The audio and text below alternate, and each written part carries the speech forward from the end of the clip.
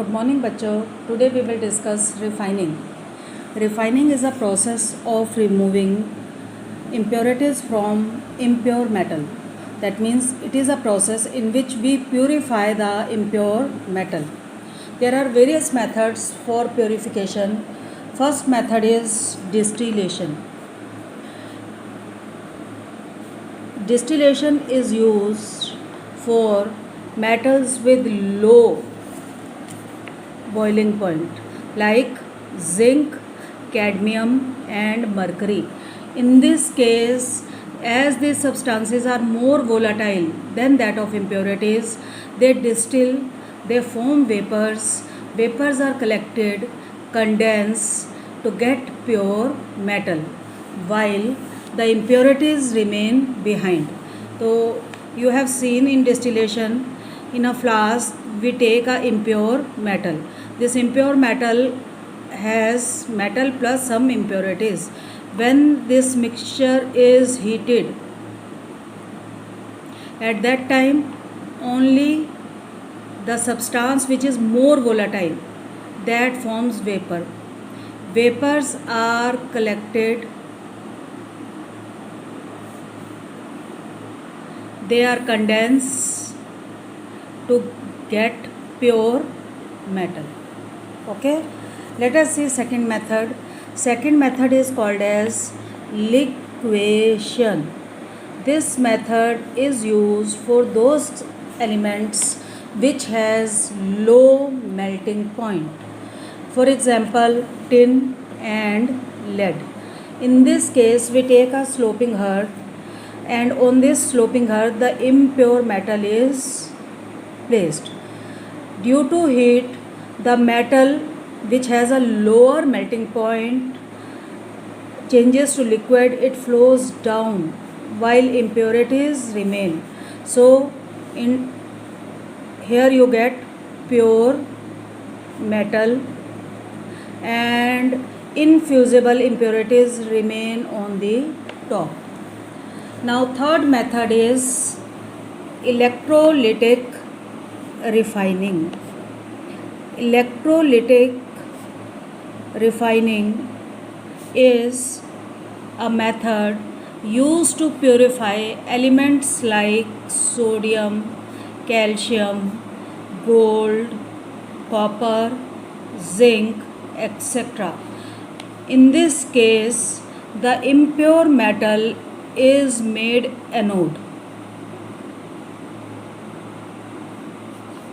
Impure metal is made as anode and pure metal stripped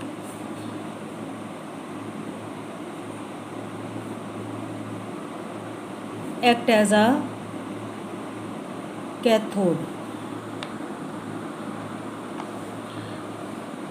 Both are connected by a battery and the electrodes are placed in the salt solution. For example, if you take copper anode and copper cathode, the electrolytic solution can be of copper sulfate or it can be copper nitrate, etc. When current is passed through this electrolytic cell, at that time at anode, metal get converted into metal ion plus electrons are given out. For example, copper is changed into copper 2 positive ion plus 2 electrons are produced. These copper 2 positive ions, they go into the solution, and from solution equal number of metal ions move towards cathode and get deposit as pure metal. So I can write here copper 2 positive ion accept 2 electron and get deposit as copper metal. Now in this case you apply voltage in such a way that impurities of more electropositive metal remain in solution as ion, while the impurities of less electropositive metal settle as anode mud. So elements like copper, like gold, like silver, they are collected as anode mud. Next method, which is very important, and this method is called as zone refining. It is based on the principle that impurities are more soluble in molten form than in solid state of metal. That means if you melt a metal, at that time the impurities, they will go to the molten state while metal will solidify. For example, look at here in the figure. Here this diagram shows zone refining. In this case, you are having a metal rod which is impure. Metal, you can take, particularly this method is used for semiconductors like silicon, like germanium, like boron and gallium. And you fit a rod over it, heater over it.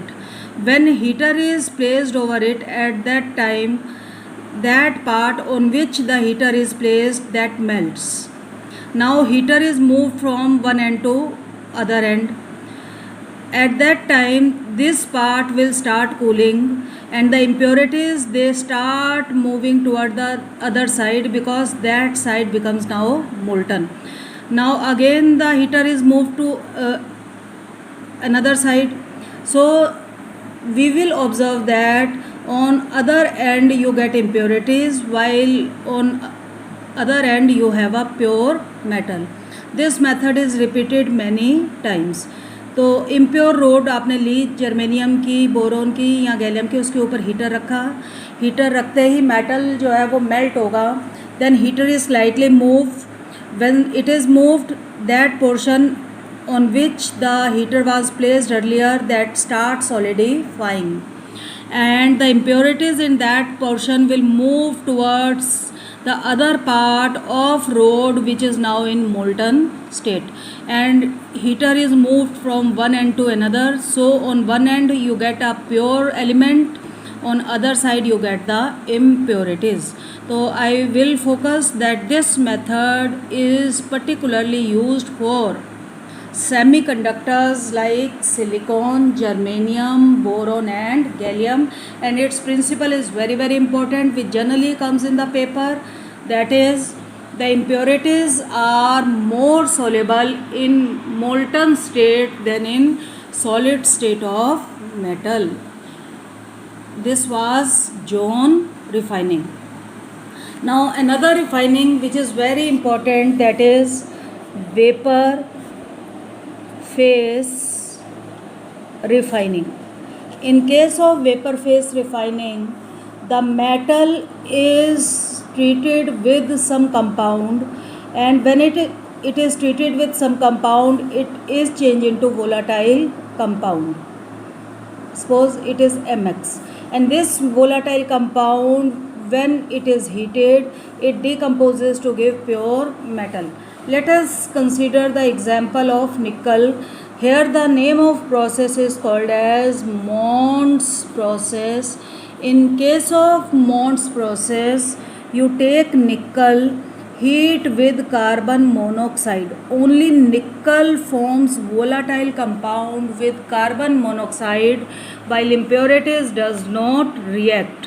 You heat it at 330 to 350 K, you get a volatile compound of nickel, that is nickel tetracarbonyl, and the vapors are collected, they are heated again at higher temperature 450 to 470, they decompose to give back you pure nickel and carbon monoxide as a gas.